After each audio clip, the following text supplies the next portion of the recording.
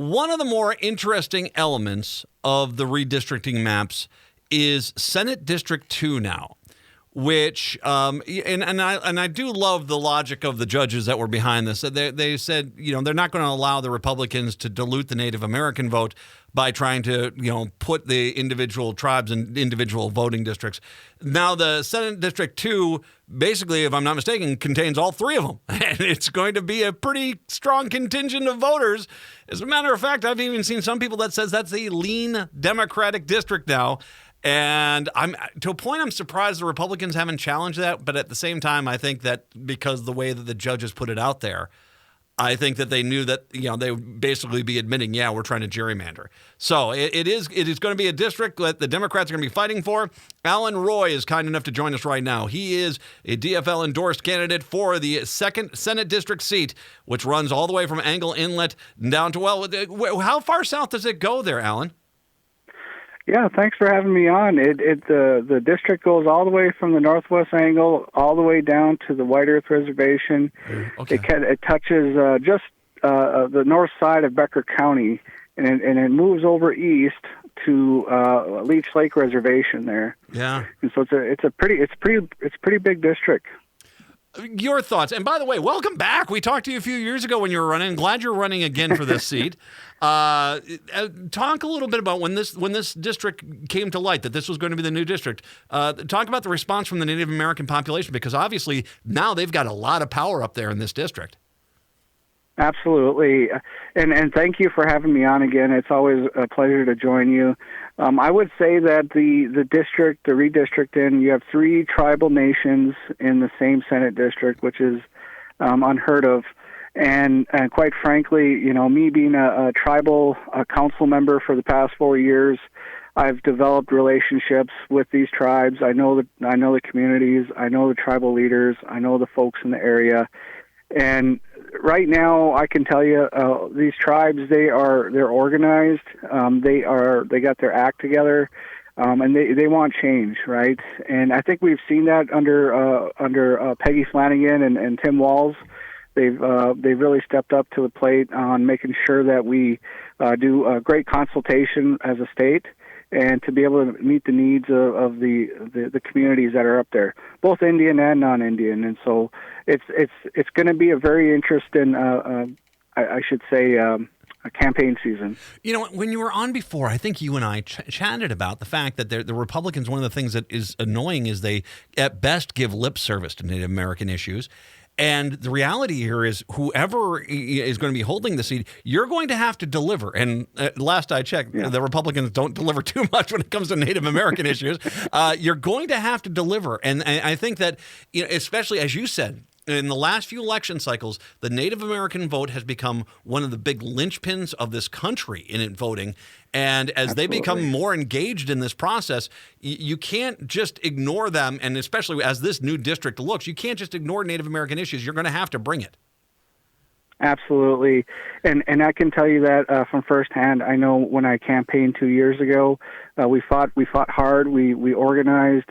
And there were community members out in the community that I hadn't seen in years come out of the woodwork, and they were just on the ground organizing. They were getting people to the polls. I think they had a great turnout last year. There was some news stories about it, and I know that this Senate district it'll be decided by Minnesotans, but it ultimately, you're right. You have to pay attention to that Native vote. You have to address the issues that are facing those tribal nations if you want to have a successful legislator in the state legislature. For everyone out there, because it has been a few years, why don't we take a few moments right now? Why don't you give a little bit more of a background information? Who exactly is Alan Roy? Well, I'm a Minnesotan. I am a Native American. I'm Ojibwe. I was born and raised on the White Earth Reservation. I'm a reservist, Army reservist. I've been in the reserves for over 10 years now. I've deployed to Operation Iraqi Freedom, and I've been serving as a tribal council member up on the White Earth Reservation for about 4 years. And I really like to get things done. That is my MO. I'm aggressive. I'm very pragmatic. I'm a common sense type of individual, and I talk to everyone, and I'm willing to talk to anyone that's willing to talk about the issues and come up with some common sense solutions. Thank you for your service, by the way. I do appreciate as an Army veteran myself. Thank you very much. I do appreciate it, sir. Thank you. Thank you. The district here, where are, obviously I'm going to start with broadband. And this is something that I don't care which district you're in the state. We've kind of come to realize that, especially in the modern age, it's not just for watching Netflix anymore. You need it for education. You need it for healthcare. You need it for business development here. It is, these rural districts, northern Minnesota, these have been where the lagging districts have been at. We've not been able to get the broadband out there, and we should not have kids having to go to a coffee shop to go do homework. We shouldn't have to have people to drive 30 miles just to get to the nearest telehealth area that they can go to. I think I imagine that's an issue that's important to you as well up there. Oh, absolutely. We've been working on that issue for several years now.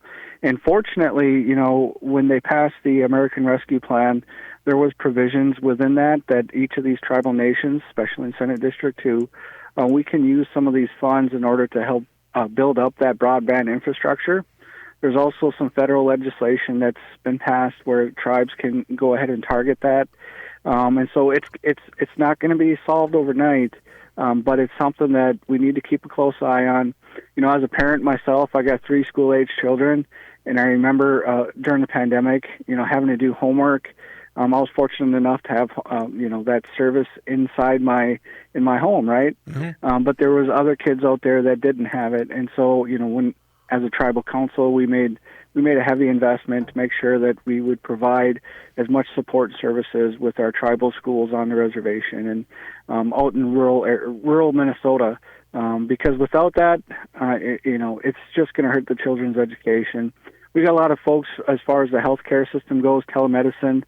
We've been working on a number of applications to make sure that we can provide those services in a timely manner. But it is a barrier. I will admit it is a barrier if you don't have reliable internet or broadband to be able to get a quality education and to get state-of-the-art healthcare services. I've often called Republicans weak because when it comes to business development, they will always sacrifice the environment for corporate interests, even non-U.S. based corporate interests, as we have seen. Obviously, this is something where going from broadband here, where we talk about not only education and healthcare, but business growth as well. There's a right way to do it where the environment, the land, the air, the water are not sacrificial lambs for the corporate profit model. And yet it's like I said, the Republicans are lazy because they'll always go for the cheap. Oh, yeah, sure, we'll just wipe out some forest or we'll wipe out a lake. And they don't care. As long as it's not their lake or their forest, they don't care. There's a way to develop business that is not a way that's an enemy to nature. Would you agree with that? Yeah. I would agree. When I was on the tribal council here, we passed a resolution and a code. It was called the Rights of Nature. For wild rice, otherwise known as Minnesota rice, or as we say in Ojibwe, Manoman. Mm-hmm. And we take that very seriously. We think that, and I do believe, the future of a lot of the energy development that we have in terms of economic development is renewable energies, right? It's these technologies. It's solar. It's wind. It's these new technologies. Even storage right now is becoming pretty hot, and so I really believe that we can take care of the environment. I think we can run sustainable businesses, but we got to be consistent with it, right? And if we're not, Mother Nature is going to suffer, our communities are going to suffer, and ultimately, as we say in Ojibwe, the next 7 generations are going to suffer. And that's and obviously I'm going to respect the Native Americans' relations to wild rice and nature every day. I'll say it just as a proud Minnesotan. I mean, I've been to the Washkish Wild Rice Festival. It's magnificent, and the thought of all of a sudden half our water supply being poisoned and we can't grow wild rice, that would be a direct strike into the heart of Minnesotans. It doesn't matter if you're Native American or not. There are some things, walleye, all of a sudden the walleye are all gone because the water's polluted. You can't. There are some things that make Minnesota, and we've got to make sure we preserve those. Absolutely. Absolutely. This new district here, I do want to also mention here. I mean, it does have the Native American reservations. It also has Bemidji in it, Bagley's in it. I believe Cass Lake, Deer River. Is most of Deer River in there too? No, it just cuts border. Off right before. Yeah, it's right on the border over there. Baudette. Yeah, it does go up to Baudette up there. We've got quite a few cities in there. Yeah. So obviously one of the things too is what you're going to have to do is the development there of the roadways and making sure things are getting developed there, because obviously once again business can be anywhere now. If we got good broadband, we're working on that. If we can have business anywhere. Talk about making sure that the economic growth in those cities maintains and frankly gets better, and we can maintain that positive growth. Talk a little bit about that. Yeah, the economy is a huge component to our ability to rebound as a state, as a region, for Bemidji and Mahnomen and Bagley and Walker and Baudette and the counties that we have there, the reservations that we have there. It's so essential. I know for up here we've had a lot of folks leave the area. A lot of folks aren't returning to work, and a lot of them, it's about having an affordable wage, right? Mm-hmm. One of the things that I did when we were on tribal council again, we passed a $16 minimum, $16 an hour per hour minimum wage for every position across the entire tribe. And we've we did not see a decline in our revenues. In fact, our revenues are pretty baseline as to where we were when we first passed it. And so we got to rebuild it. Mm-hmm. We got to rebuild the economy. I mean, if we do nothing else, a lot of our young folks they're continuing to leave rural Minnesota.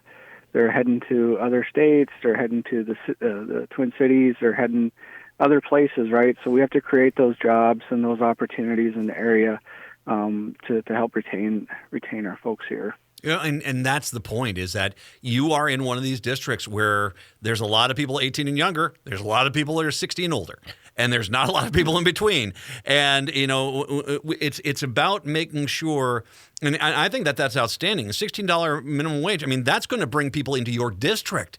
And that's the kind of the mindset you have. And once again, as you're part of the Minnesota Senate, you get down to St. Paul, and I'm hoping we get you down to St. Paul. You're part of that Minnesota Senate, but you're also representing that district.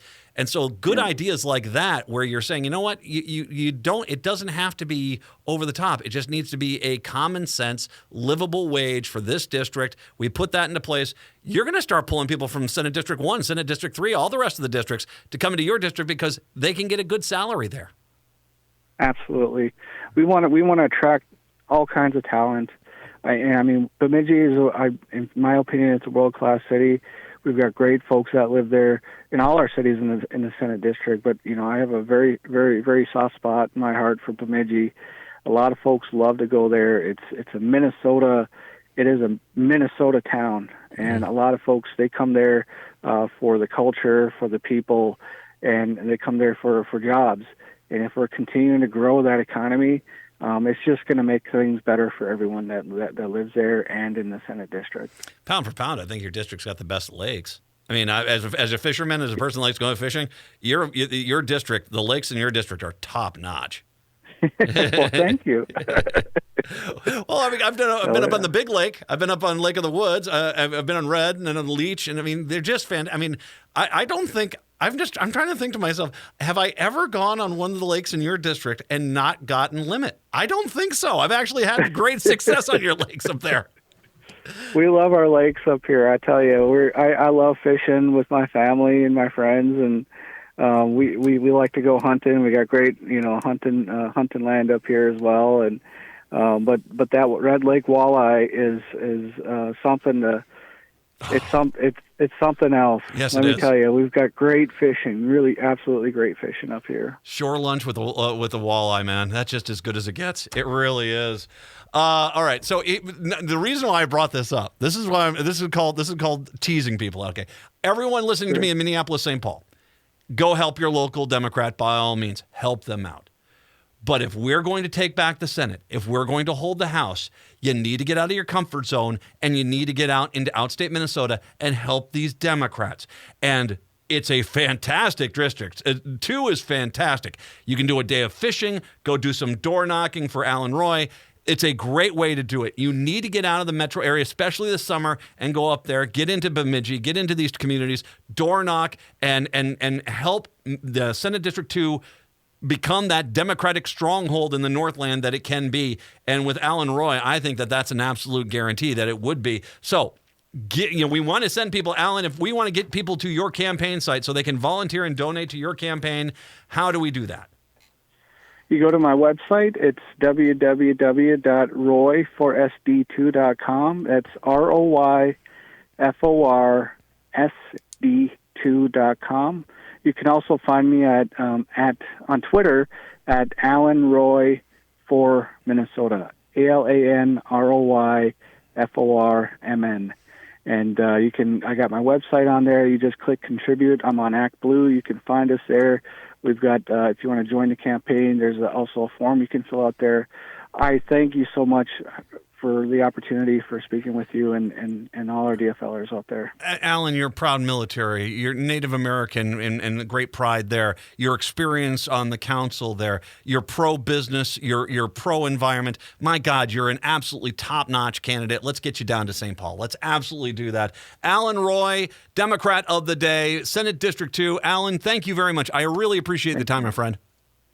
Thank you, Miigwech. Have a great evening. Take care. You too, as well. Alan Roy, Senate District 2. That's a Democratic pickup. But it's only going to be a Democratic pickup if we get off our butts and get up there and help them.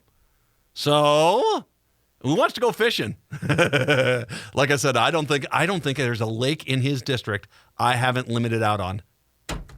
Yay. Okay, I got some plans for this summer.